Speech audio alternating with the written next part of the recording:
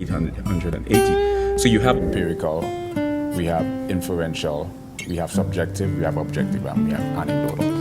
And the way they go about evidence is a sort of circular.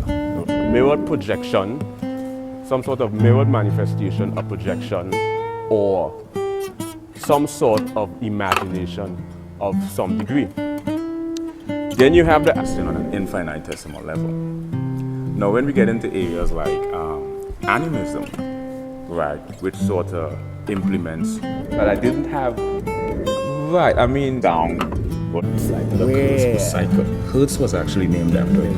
When you double the frequency, between the get 880. So you have, but I didn't have, right, I mean, down.